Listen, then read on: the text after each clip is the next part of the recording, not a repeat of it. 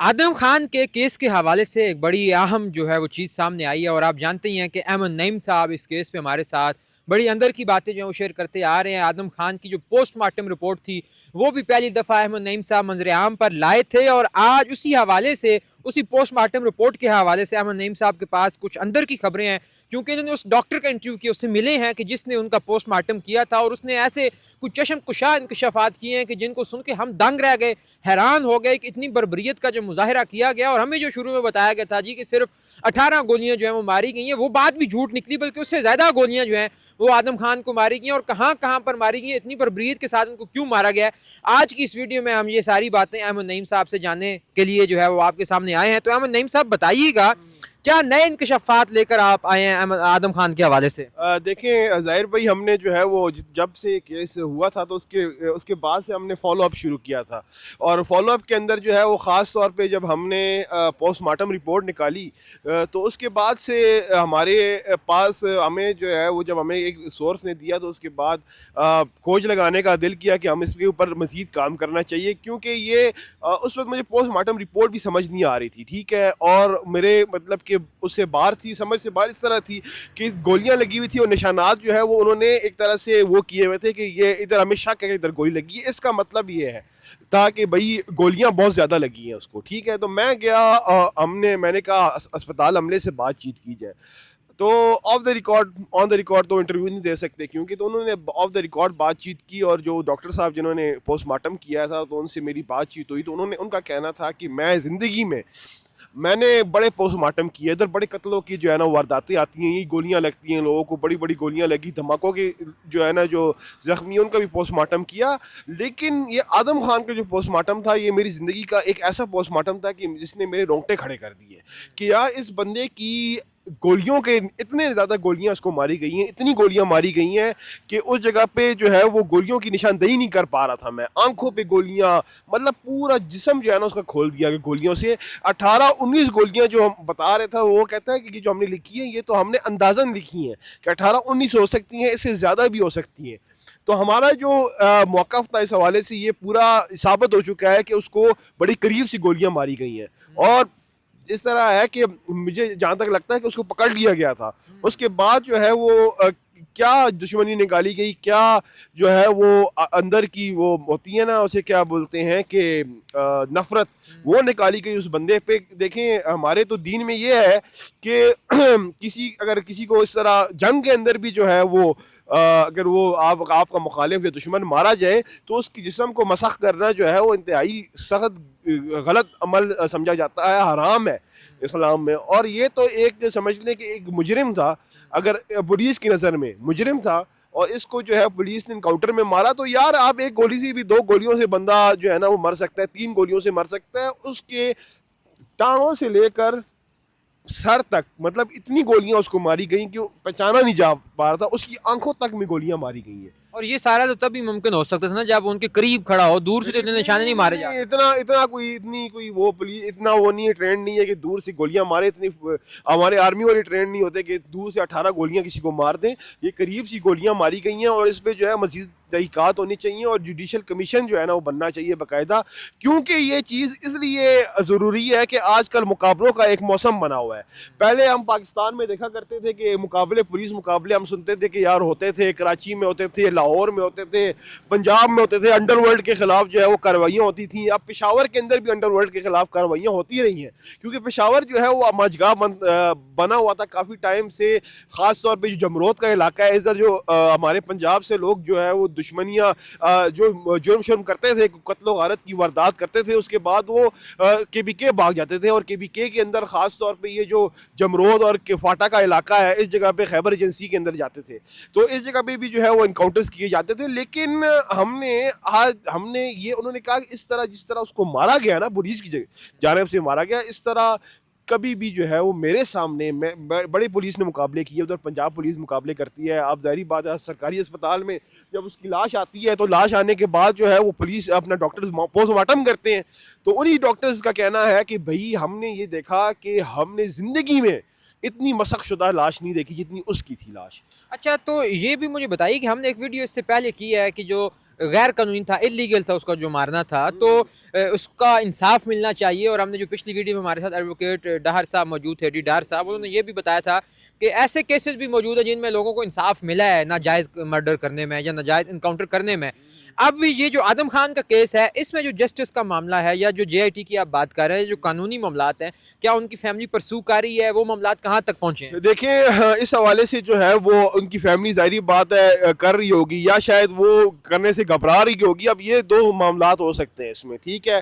کوئی خبر نہیں ہے کہ وہ کر رہے ہیں, کوئی خبر نہیں آئی, اگر ہوتی تو ہمیں پتہ لگ چکا ہوتا کہ یار اس طرح کی اس کی جو ہے نا کیس پہ آگے جو ہے وہ فالو اپ ہو رہا ہے, فیملی کر رہی ہے, کرنا تو چاہیے ان کو, ٹھیک ہے. اور وہ اصولی طور پہ قانونی طور پہ جو ہے وہ ان کا حق بنتا ہے, اور یہ ہر فیملی کا حق بنتا ہے, چاہے وہ بے شک مجرم ہو. دیکھیں پولیس کے آپ نے اکثر وینوں پہ اور جو ان کی موبائلس پہ لکھا ہوتا ہے کہ جرم سے نفرت انسان سے محبت, ٹھیک ہے. انسان جرم سے نفرت ہے, انسان سے نہیں. تو یہ جرم سے نفرت ہونا چاہیے, انسان سے نفرت نہیں ہونی چاہیے. اور جس طرح ابھی اس وقت سی سی ڈی کارروائیاں کر رہی ہے, ٹھیک ہے, ہم اس کی لیگلٹی بھی نہیں جاتے, لیکن یہ جو کچھ ایسے معاملات ہیں جو آپ ہر اس پہ دیکھیں تو اپنی ساتھیوں کی فائرنگ سے مارا گیا, اپنی ساتھیوں کی فائرنگ سے مارا گیا. یہ آدم خان والا کیس بھی آپ دیکھ لیں, اس میں بھی یہ کہا لکھا گیا یہ اپنی ساتھیوں کی فائرنگ سے مارا گیا, ٹھیک ہے. مجاہد اپنا جو ہے وہ اس کی فائرنگ سے مارا گیا, یہ دوسرا سمت تھا اس کی فائرنگ سے مارا گیا. لیکن جو حقیقت یہ لگ رہی ہے کہ یہ پولیس نے بڑے کلوزلی جو ہے اس کو مارا ہے, اپنی ساتھیوں کی فائرنگ سے اس طرح نہیں بندہ مرتا, ٹھیک ہے. اس طرح ساتھی کبھی بھی نہیں فائرنگ کریں گے, کیوں کریں گے بھائی؟ وہ فائرنگ وہ اکٹھے تھے, 5 منٹ پہلے وہ اکٹھے ہوتے ہیں, اس کے بعد جو اپنی ساتھیوں کی فائرنگ سے وہ اپنی ساتھی جو ہے اس پہ فائر کر لیتے ہیں. کس طرح ہو سکتا ہے؟ یہ ممکن ہی نہیں ہے, ناممکن سی بات ہے. دوسری بات یہ ہے کہ دیکھیں ابھی پنجاب میں بھی سی سی ڈی کارروائیاں کر رہی ہے. یہ میں ایک چیز بتا دوں محترمہ مریم نواز صاحبہ کو, جس طرح وہ لوگ کر رہے ہیں نا, اور نون لیگ والے بڑے پرائڈ لے رہے ہیں اس پہ, یہی جو ہے نا سی سی ڈی کے جو لوگ مارے گئے ہیں نا, یہی ان کے گلے پڑیں گے. کیونکہ دیکھیں کسی بھی ادارے کو آپ پاکستان میں الٹیمیٹ پاور دے دیں تو وہ اس کا ناجائز فائدہ اٹھاتی ہے. اور اسی طرح جو ہے وہ الٹیمیٹ پاور جو ہے وہ کے بی کے پولیس, دیکھیں کے بی کے پولیس بہت کم مقابلے کرتی ہے, وہ پہلی دہشت گردی کے ساتھ جو ہے وہ جوجھ رہی ہے. لیکن جب انہوں نے دیکھا یار پنجاب میں بندہ بیٹھا ہے, اگر وہ کے بی کے میں گھومتا رہا ہوگا نا, لیکن نہیں اس کو کچھ کیا, انہوں نے کچھ پکڑا نہیں نہ کیا. پنجاب میں آتے ساتھ ہی پنجاب پولیس کی مشترکہ کارروائی تھی, یہ خالی اس میں نہیں تھی. تو میرے پھر دوسرا سی سی ڈی حکام کے ساتھ بھی ہماری کوئی بات چیت ہوئی ہے, اس میں بھی جو ہے جو کچھ ہمارے سورسز ہیں انہوں نے یہ بتایا کہ آدم خان پہ ادھر پنجاب میں بھی کیسز تھے, نہ ہاں کے بی کے علاوہ پنجاب کے اندر بھی کیسز تھے اس پہ. تو ہم اس کے اوپر نہیں جاتے کہ یار اس کو کس طرح مارا گیا, لیکن طریقہ کار غلط تھا جو مارا گیا, جس طرح مارا گیا ہے نا اس کا طریقہ کار غلط ہے, غیر انسانی طریقے سے مارا گیا. اچھا, آپ نے تو ڈاکٹر صاحب سے آف دا ریکارڈ انٹرویو لیا ہے, ڈاکٹر صاحب کے پرسنل تاثرات کیا تھے اس پوسٹ مارٹم کو کرنے کے حوالے سے؟ نہیں دیکھیں میں نے آپ کو بتایا ہے نا کہ وہ کہتے تھے یار مجھے خوف آ گیا یار دیکھ کے, میرے رونگٹے کھڑے ہو گئے. وہ کہتے ہیں میں پزل, وہ تو روز کرتے ہیں پوسٹ مارٹم, روز ان کا تو ایک کام ہی ہے, وہ اسپیشلسٹ ہیں پوسٹ مارٹم کے. تو انہوں نے جب دیکھا تو انہوں نے کہا یار کہ اس بندے کی جو ہے وہ گولیاں میں نہیں گن پا رہا تھا کہ اس کے جسم پہ گولیاں کتنی لگی ہیں, کیونکہ اس کا پیٹ پورا کھلا ہوا, پاؤں سے لے کے سر تک گولیاں اس کو لگی ہوئی, آنکھوں پہ گولیاں لگی ہوئی. تو وہ کہتے ہیں ہم نے 18-19 تو خالی جو گنی ہے یا جو ہم نے اپنے سے لگائی ہے. دیکھیں 18-19 گولیاں بہت بڑی چیز ہوتی ہے, اگر ادھر 2 گولیاں لگ جائے کوئی سینہ کھل جاتا ہے آرام سے, ٹھیک ہے. اور وہ جس طرح ماری گئی ہیں اس کو گولیاں, ایسی لگا ہے جس طرح قریب سے اس کو فائر کیا گیا, اور پولیس نے باقاعدہ طور پر کسی کو دکھانے کے لیے کہ دیکھو ہم نے اس طرح اس ظلم اور زیادتی اور بربریت کر کے اس بندے کو مارا ہے, تو آپ دیکھ لو گے ہم نے کیا شر کیا ہے. تو آئندہ کوئی بھی اس طرح کے ہم سے کوئی پنگا نہ لے. تو یہ جو 6 کروڑ بھتے والی ہم بات سن رہے ہیں کہ اس کو مارنے کے اتنے پیسے دیں گے, کیا کہتے ہیں, کیا یہ ہو سکتا ہے؟ یار اس پہ میں کوئی بات نہیں کرنا چاہتا. 6 کروڑ کے بھتے پہ, 6 کروڑ کے بھتے اگر کوئی لیتا ہے نا تو اس لیول پہ وہ نہیں جاتا کہ مارے. وہ یہ کوئی ذاتی مخاصمت کے اس پہ مارا گیا ہے.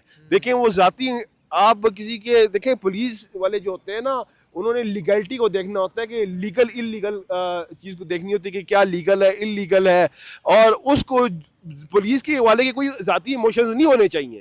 اگر وہ ذاتی ایموشنز اس پہ غالب آتے ہیں نا تو وہ پھر مطلب اس کو پولیس سے استعفیٰ دینا چاہیے. وہ ایسا اس کو پولیس افسر کے طور پہ رہنے کا کوئی حق نہیں ہے اگر وہ ذاتی طور پہ اپنی ایموشنز لاتا ہے اس میں, ٹھیک ہے. تو میرے خیال میں اس کیس کو جو ہے وہ ان کی فیملی کو پرسو کرنا چاہیے.